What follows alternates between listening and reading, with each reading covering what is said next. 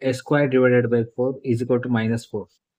Here, a square over 4 is equal to minus 4. In denominator, you have 1. We have to do cross multiplication. 1 into x square, minus 4 into 4, minus 16. Here, taking square root on both sides, minus 16 we can write it as 2 and root cancel, x is equal to minus 16 we can write it as 16 times minus 1.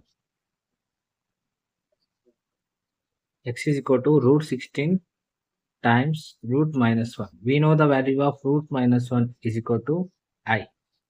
Therefore, x is equal to, what is the value of root 16? 4 times I. 4I.